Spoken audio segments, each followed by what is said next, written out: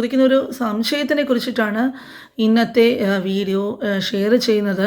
അതായത് ഒരുപാട് കൂട്ടുകാർ ചോദിക്കുന്നുണ്ട്, വീഡിയോസൊക്കെ അവർ അപ്ലോഡ് ചെയ്യുമ്പോഴേക്കും ആദ്യം ഒരു 200-300 വ്യൂസൊക്കെ വരെയും വളരെ നന്നായിട്ട് പോകുന്നുണ്ട്.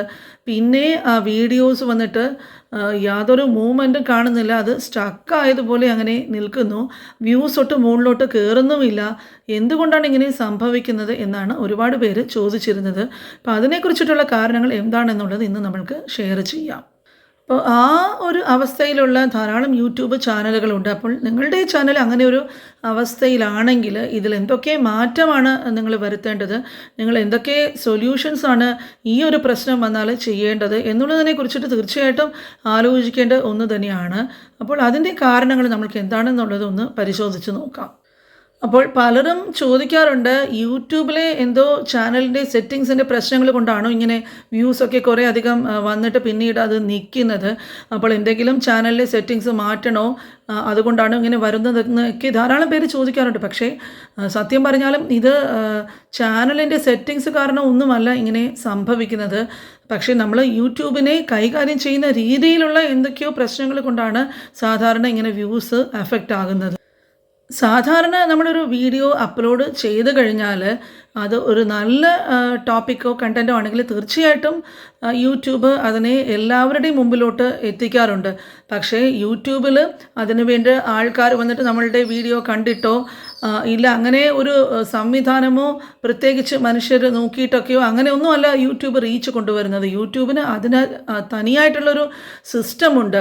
അപ്പോൾ കുറച്ച് ആർട്ടിഫിഷ്യൽ ഇൻ്റലിജൻസ് ഒക്കെ ഉപയോഗിച്ചിട്ടുള്ള യൂട്യൂബിൻ്റെ അൽഗോരിതമാണ് ഒരു വീഡിയോ കാണുമ്പോഴേക്കും അത് നല്ലതാണോ അല്ലയോ എന്നൊക്കെ തീരുമാനിച്ചിട്ട് നല്ലതാണെങ്കിൽ അത് ധാരാളം പേരിലോട്ട് ആ വീഡിയോസ് എത്തിക്കുന്നത്. അപ്പോൾ ആ ഒരു മെഷീൻ ലേണിംഗ് സിസ്റ്റത്തിനെ കുറിച്ചിട്ട് നമ്മൾക്ക് മനസ്സിലായി കഴിഞ്ഞാൽ ആ ഒരു കാര്യം അറിഞ്ഞാൽ മാത്രമേ വീഡിയോ എങ്ങനെ നല്ല രീതിയിൽ മുമ്പോട്ട് പോകുകയുള്ളൂ എന്നുള്ളത് നിങ്ങൾക്കും അറിയാനായിട്ട് സാധിക്കുകയുള്ളൂ.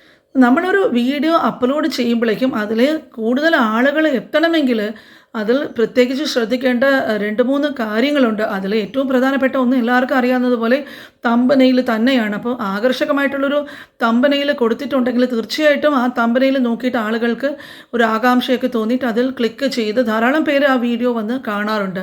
പിന്നീട് എന്താണെന്ന് പറഞ്ഞാൽ നമ്മൾ ടാഗ്സ്, അപ്രോപ്രിയേറ്റ് ആയിട്ടുള്ള ടാഗ്സ് വീഡിയോയ്ക്ക് കൊടുക്കുക. അപ്പോൾ മാത്രമേ ആ ടാഗൊക്കെ വെച്ചിട്ട് സെർച്ച് ചെയ്യുമ്പോഴേക്കും നമ്മുടെ വീഡിയോ റെക്കമെൻഡ് ചെയ്യപ്പെടാറുള്ളൂ. പിന്നെ ഡിസ്ക്രിപ്ഷൻ, നല്ല രീതിയിലുള്ള ഡിസ്ക്രിപ്ഷൻ കൊടുക്കണം. അപ്പോൾ ഈ കാര്യങ്ങളൊക്കെ പ്രധാനമായിട്ടും ശ്രദ്ധിച്ചാൽ മാത്രമേ യൂട്യൂബ് നമ്മുടെ വീഡിയോസൊക്കെ റെക്കമെൻഡ് ചെയ്യാറുള്ളൂ. പിന്നെ ശ്രദ്ധിക്കേണ്ട ഒരു കാര്യം, ആകർഷകമായിട്ടുള്ള തമ്പനെയിൽ കണ്ടിട്ട് ക്ലിക്ക് ചെയ്യുന്നത് കൊണ്ട് മാത്രം പ്രയോജനമില്ല. കാരണം ക്ലിക്ക് ചെയ്ത് അകത്തോട്ട് വീഡിയോ തുടക്കത്തിലോട്ട് പോകുമ്പോഴേക്കും അവരെ കുറേയധികം നേരമെങ്കിലും ആ വീഡിയോയിൽ പിടിച്ചു നിർത്താൻ പറ്റുന്ന രീതിയിലുള്ള കണ്ടൻ്റ് ആയിരിക്കണം നമ്മൾ അവർക്ക് കൊടുക്കേണ്ടത്. അപ്പോൾ അവർക്ക് ഇൻട്രസ്റ്റിംഗ് ആയിട്ടുള്ള കണ്ടൻറ്റ് നമ്മൾ കൊടുക്കാനായിട്ട് ശ്രമിക്കുകയാണെങ്കിൽ അതിനാണ് വീഡിയോയുടെ റിട്ടൻഷൻ എന്ന് പറയുന്നത്. അപ്പോൾ അത് അൽഗോരിതം പ്രത്യേകിച്ച് ശ്രദ്ധിക്കുക. ക്ലിക്ക് ചെയ്ത് അകത്ത് പോയി കഴിഞ്ഞാൽ ഒരാൾ എത്ര നേരം ആ വീഡിയോ വാച്ച് ചെയ്യുന്നുണ്ട് എന്നുള്ളത് വളരെ പ്രധാനപ്പെട്ടൊരു ഘടകം തന്നെയാണ്. ഒരു 50% മുകളിലെങ്കിലും ആളുകൾ നിങ്ങളുടെ വീഡിയോസ് വാച്ച് ചെയ്താൽ മാത്രമേ അത് നല്ല രീതിയിൽ റെക്കമെൻഡ് ചെയ്യാൻ സാധ്യതയുള്ളൂ.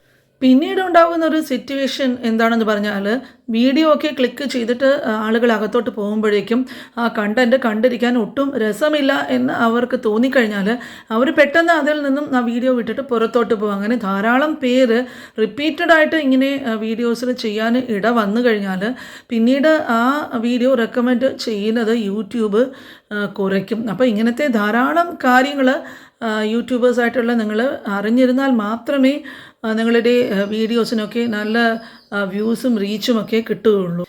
അപ്പോൾ ഇങ്ങനത്തെ സാഹചര്യങ്ങളിൽ നിന്നാണ് യൂട്യൂബിൻ്റെ അൽഗോരിതത്തിന് കൃത്യമായിട്ടും നിങ്ങളുടെ വീഡിയോസ് ഏത് രീതിയിലുള്ളതാണ് എന്നുള്ളത് മനസ്സിലാക്കാൻ പറ്റുന്നത്. അപ്പോൾ ഈ ഒരു കാര്യം നിങ്ങൾക്ക് മനസ്സിലായി കഴിഞ്ഞാൽ ഇനി നിങ്ങൾ ഇടാൻ പോകുന്ന വീഡിയോയിൽ ഇത് കറക്റ്റായിട്ട് നോക്കി ചെയ്ത് കഴിഞ്ഞാൽ തീർച്ചയായിട്ടും നിങ്ങളുടെ വ്യൂസ് ഇനിയും വർദ്ധിക്കും. ഇതുപോലെ സ്റ്റക്കാകുന്ന പ്രശ്നങ്ങളൊന്നും വരാനും സാധ്യത കുറവാണ്.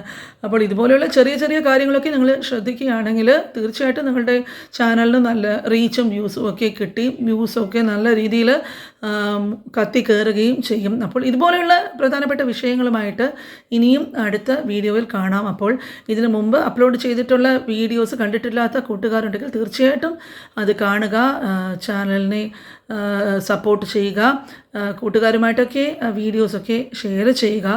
അപ്പോൾ നിങ്ങളുടെ കമൻസ് കാണുമ്പോൾ എനിക്ക് വളരെയധികം സന്തോഷമുണ്ട്. ഒരുപാട് പേർക്ക് ഗുണകരമാകുന്നുണ്ട് എന്ന് മനസ്സിലായതിൽ വളരെയധികം സന്തോഷം. അപ്പോൾ നിങ്ങളുടെ കമൻസിന് വേണ്ടിയിട്ട് ഞാൻ എപ്പോഴും കാത്തിരിക്കാറുണ്ട്. ഓരോ കമൻറ്റ് കാണുമ്പോഴും എനിക്ക് അത്രയധികം സന്തോഷമാണ്. നിങ്ങൾ ഓരോരുത്തരും എൻ്റെ ഫാമിലിയിലെ മെമ്പേഴ്സാണ്. തിരിച്ച് എല്ലാവരുടെയും വീഡിയോസ് ഞാൻ തീർച്ചയായിട്ടും കാണാറുണ്ട്. ഏത് തരത്തിലത്തെ കണ്ടൻ്റ് ആണെങ്കിലും ഞാൻ മുഴുവനും വിടാതെ കാണാറുമുണ്ട്. ചിലപ്പോൾ കമൻസ് ഇടാൻ വിട്ടു പോകുന്നത് ആ ഒരു സാഹചര്യം തിരക്ക് കൊണ്ട് അങ്ങനെ ആയാലും ഞാൻ എപ്പോഴും വീഡിയോസ് കുറച്ച് പേരുടെ പെൻഡിങ് വന്നാലും അത് പിന്നീട് സമയം കിട്ടുമ്പോഴേക്കും കണ്ടു തീർക്കാറുണ്ട്. അപ്പോൾ അടുത്ത ഒരു പ്രധാനപ്പെട്ട ടോപ്പിക്കുമായിട്ടും നമ്മൾക്ക് ഉടനെ കാണാം. അപ്പോൾ തീർച്ചയായിട്ടും എന്നെ സപ്പോർട്ട് ചെയ്യുന്ന എല്ലാവർക്കും വളരെയധികം നന്ദിയുണ്ട്. അടുത്ത വീഡിയോ ആയിട്ട് വരുന്നവരെ എല്ലാവർക്കും ബൈ.